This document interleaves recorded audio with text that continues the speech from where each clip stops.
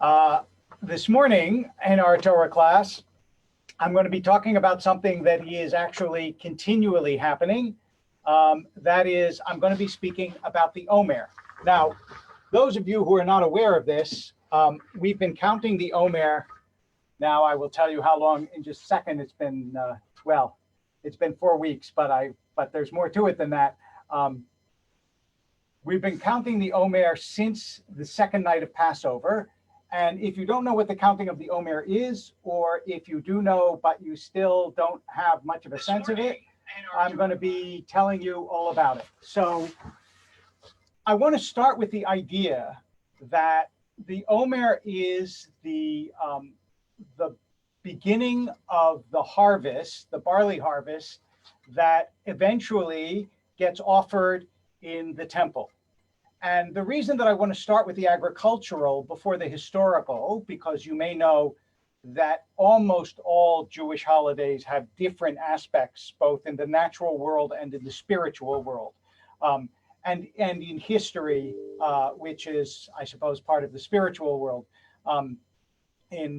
certainly in sacred history. But the harvest part has itself a spiritual component, because barley is what is called ma'achal behema, food for animals.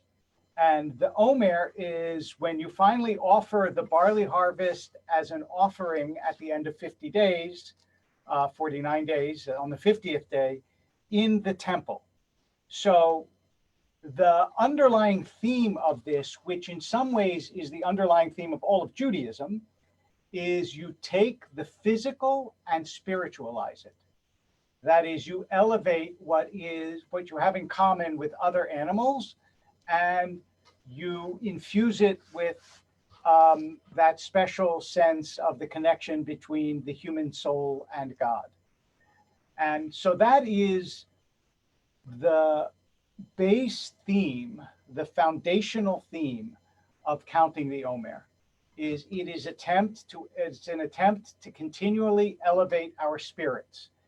And what happens, let me just go through the mechanics for a second, is every evening from the second night of the Seder onwards, you say a blessing and then say, this is such and such day of the Omer. And you do that from the second night of Passover until Shavuot, until the holiday of Shavuot, which we are approaching, and it will be in May. I don't remember the date, and that idea that that we are moving from Passover to Shavuot is the historical aspect and spiritual aspect of the holiday, and I want to say something about that. And then of the Omer rather, and then I will get to the questions of why we mourn during the Omer, and finally the Kabbalah of the Omer. So stay tuned. When the Jews left Egypt, they were in what the Torah considers a somewhat debased spiritual state, because they had the mentality of slaves, and they were frightened, and they thought of themselves as subjects of Pharaoh. And that mentality, as we know, is not so easily broken. You can't be subjected to someone or something, especially not for a long period of time, and then just liberate yourself overnight. One of the reasons that has been given for why Moshe was different from the rest of the Israelites is that he grew up in the palace of Pharaoh, and therefore did not have the mentality of a slave, and thought as an essentially free man. And what the Jewish paradigm here is, you are switching from servitude to a human being, which is limiting and degrading, and you're a subject and a slave, to service to God, which is elevating and ennobling and allows the flourishing of the human soul. And so this switch from one to the other is the switch from Pesach to Shavuot, because Shavuot is the holiday of the giving of the Torah.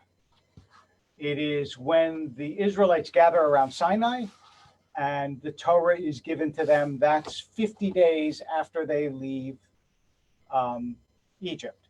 Now, you can imagine in the Torah scheme how great a psychic transformation is required to be on one day a slave who is entirely subject to the whim and to the whip of the master, to the lash and to the demand of the person who controls you, and to move from that to Sinai, where you are in this vast expanse. You're with other people who can choose to accompany you in this spiritual journey and can support you in it, and whom you can support, where your family is gathered around you, which we know is not always the case in slavery situations. And all of a sudden, you have this opportunity to transform your consciousness from slave to spirit.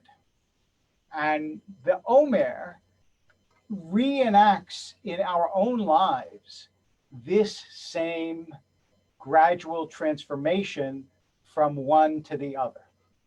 Now, in the course of Jewish history, and by the way, there's just the before I get to the course of Jewish history, the sense that day by day by day, you are changing and counting and paying attention to the passage of time, which is particularly, I think, vividly relevant to a time of quarantine where the days seem to run together and you actually have to pay attention to demarcate one day from the other. But the sense that all of these days are being marked is a sort of enactment of the Solomonic Proverbs claim that to lead a life of, teach us to count our days that we may lead a life of wisdom. That paying attention every single day and counting your days and being grateful for them and acknowledging them and not letting them just disappear in a puff of smoke is part of the way that we acquire wisdom. By reminds me of the James Taylor song, "The secret of life is enjoying the passage of time." Well, the secret of life is at least paying attention to the passage of time. I don't know about always enjoying, but marking it and paying attention to it. And that's part of the spiritual work of the Omer. Now, it is true that the Omer also has a very sad connotation in Jewish history. So traditional Jews will not cut their hair before from Pesach to Lag BaOmer, which we will come to, and sometimes for the entire Omer. You can probably, or maybe you can't tell that my hair is growing since I cut it right before Pesach, so it wasn't well done anyway. And that's for one of a couple of reasons.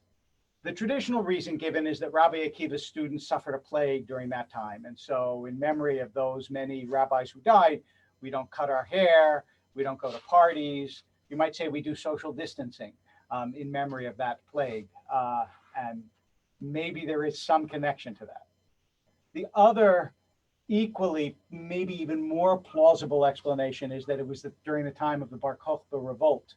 And many people were killed at that time, and maybe the Omer happened to have been a particularly bad time in the revolt that eventually led, of course, to the exile of the Jews from the land of Israel until modern times.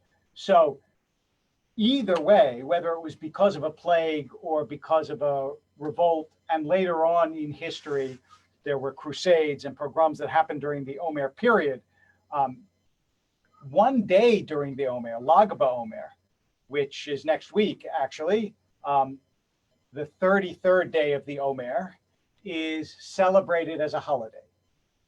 And on Lag BaOmer, people will get haircuts and have parties and celebrate. And there is also a huge bonfire and celebration that normally takes place. I don't know what they'll be able to do this year in Israel at the grave of Rabbi Shimon Bar Yochai.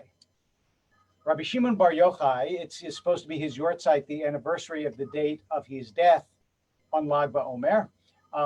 And normally you don't celebrate on someone's yortzeit, the anniversary of the date of death.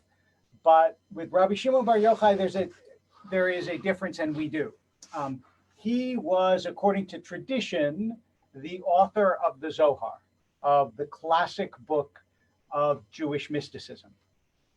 Historically, that is a questionable claim. We don't need to get into that now. If you're really interested, I gave a lecture on the Zohar that you can find either in, I think it's on the podcast off the pulpit, or at the Temple Emmanuel website, or at the Sinai Temple website, and you can hear about the Zohar and how it was put together, along with other lessons on Jewish mysticism.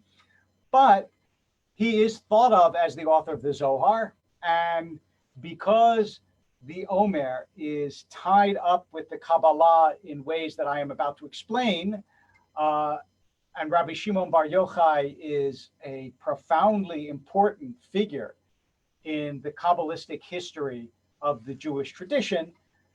So Lag BaOmer becomes, since it's also his yortzeit, it becomes a day to celebrate the legacy that he gave us. Rabbi Shimon Bar Yochai also happens to represent, which I think is important and interesting, the history of quarantine in Judaism, because he and his son hid out in a cave for years from the Romans because they were being sought after to be executed, and only after a long time came out of the cave, and at first had a very hard time readjusting to the world.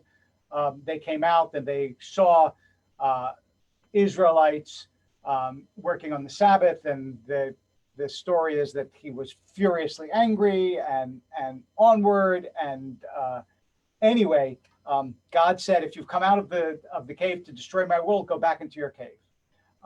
Eventually, he becomes reconciled to the piety of the Israelites. It's a longer story, but Rabbi Shimon Bar Yochai is an example not only of quarantine, but also of the difficulties of reemerging. So let me just review a little bit and then come to the Kabbalistic themes. Between, and let me just, first I will read you the biblical source and then I will review. So since this week we are studying Emor, that's this week's Parsha. I'm taking my JPS Tanakh, which is, if you need a recommendation of which Bible to get, this is my recommendation. Either this or Robert Alter translation. And I'm now reading from Leviticus chapter 23, verse 9. Leviticus chapter 23, verse 9.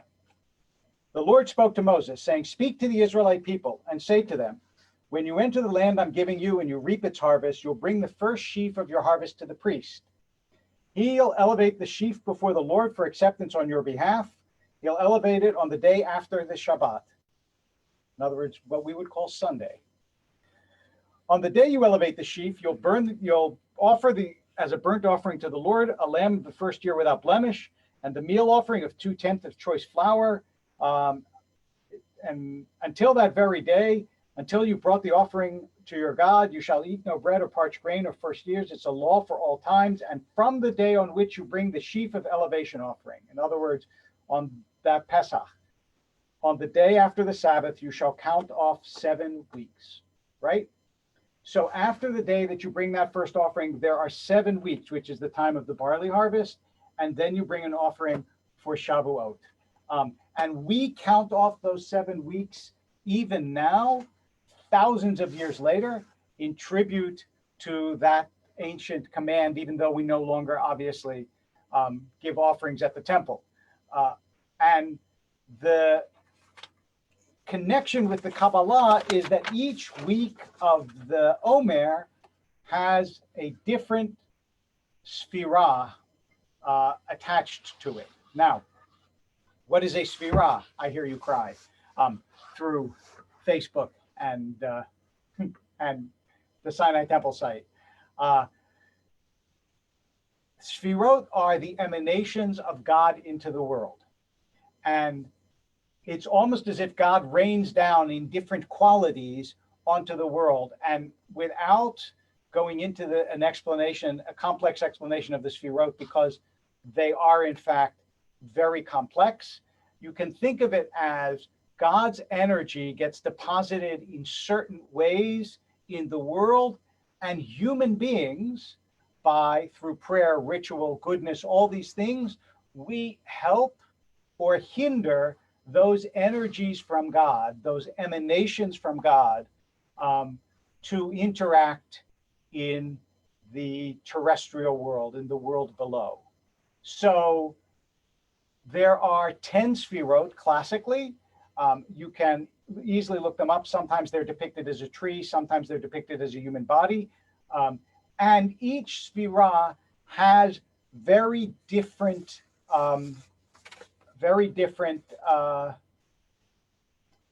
forms of energy associated with it at different times and in different ways. So just like if I say, for example, you have the quality of compassion, but your compassion gets demonstrated in many, many different ways and could be called many different things. So here we're talking about something infinitely more complex because it's an emanation of God. And so each Sefirah interacts in very different ways depending on the situation. And in fact, the Zohar, which I mentioned earlier as Rabbi Shimon Bar Yochai's, the book that is attributed to Rabbi Shimon Bar Yochai, the Zohar is an interpretation of the Torah, of the scriptures, as if the Sefirot are interacting through all the characters. So Abraham, Isaac, and Jacob, and Moses, and Aaron, and Joseph, and David, they all represent, David sometimes represents leadership, and Joseph loyalty, and Abraham chesed, or love, or kindness, and each one represents different qualities and interaction in the world, and the Zohar sees the interactions of the human beings as parallel to the interactions going on sort of inside of God, in God's emanations. Now, if that sounds complex, it's because it is. It's a sort of combination of spirituality and geometry and psychology and theology, and the Kabbalah is infinitely ramified, and there's lots to learn about it. But the way it interacts with the Omer is as follows. There are 7 Sefirot. Chesed, which is loving kindness. Gevurah, which is judgment or rigor. Tiferet, which is compassion or beauty and sometimes balance. Netzach, which is victory. Hod, which is glory or splendor. Yesod, which is the foundation and sometimes intimacy and sometimes generativity. And Malchut, which is majesty in God's realm. Okay? You can easily look them up, but it's Chesed, Gevurah, Tiferet, Netzach, Hod, Yesod, and Malchut. The way the Omer, the Kabbalistic reading of the Omer works is every week gets a Sefirah and every day gets a Sefirah. So week 1 is 1 in 1. The second day of week 1 is 2 in 1. The third day of week 1 is 3 in 1. So Chesed being the first, loving kindness being the first Sefirah, the first day of the Omer represents Chesed in Chesed, loving kindness and loving kindness. The second day is judgment in loving kindness, right? Because it's Gevurah in Chesed. The third day is Tiferet, compassion in loving kindness. And each day has its own psychology of what it is. So today, for example, is the 28th day of the Omer. We counted it last night, Wednesday night. We counted the 28th day of the Omer, and until tonight, it will be the 28th day. I'm not supposed to tell you what tomorrow is because that would constitute counting the Omer before you got to the Omer. But those of you who know that today is the 28th and yesterday was the 27th can probably figure out what tomorrow will be.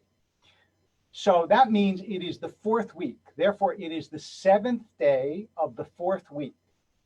The seventh day is the last of the seven Sefirot. So that's Malchut. The fourth is Netzach. So today is Malchut in Netzach.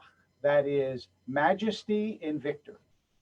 Now, what that means in terms of your life and in terms of God's presence in the world, that's something to think about and to contemplate. And you may find that this psychological scheme is both reflective and helpful, depending on your own spiritual practice. But it is also a guide to think about the different qualities inside you every day and to use the Omer as an opportunity for a kind of spiritual growth day after day that is reflected in your own psyche as well as in kochot ba'olam, in powers in the world. And this is the essential sort of question and struggle, is to what extent, when you talk about Kabbalistic questions, to what extent is this a projection of the human psychology outward?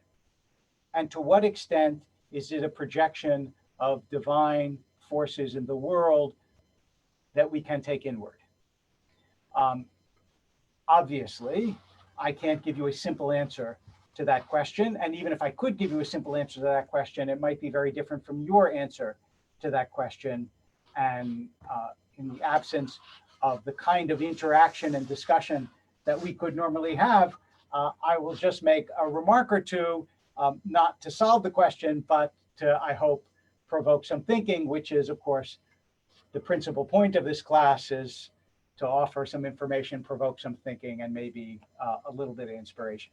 So if you think about the historical idea, that is the liberation from Passover, from Egypt to Sinai, this was primarily a function of God's doing, and the Israelites had relatively little to do with it. Yeah, they had a walk. Okay, fair enough. But other than that, God more or less took care of it. All right, Moses too, but God more or less took care of it. That's the image that the Bible gives us, is liberation was not, in fact, the achievement of the Israelites. It was really the achievement of God. Walking through the desert and the idea of a barley harvest is much more the achievement of the Israelites, right? Agriculture is a kind of collaboration. There's an old joke, actually, of a guy who comes across a beautiful field that a farmer is raising corn.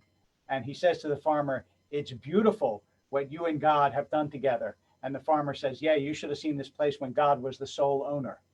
So it is certainly true that when we're talking about cultivating and growing food, there is a collaboration between God and human beings. And that's why the offering at the temple is a way of saying, thank you, God, for your part in this collaboration to create things. And so there is in Jewish history a movement from God dependence to people dependence. It's one of the reasons why, if you follow the Torah, God is mentioned much more in the early stages of the Torah, and gradually, God's both mention and initiative tapers off towards the end. For those of you who want to read a really interesting book about this, Richard Elliott Friedman wrote about the disappearance of God, in which he traces the disappearance of the mention of God throughout the Torah. And the Kabbalah is a lot about trying to find the balance between human initiative and God's presence in the world, which, to be fair, is also a theme of the Jewish tradition in general. And because we are an activist tradition, the idea that we leave everything to God is not the way that Jews have traditionally thought of it, although there are those strains in the Jewish tradition. I don't want to say that that doesn't exist.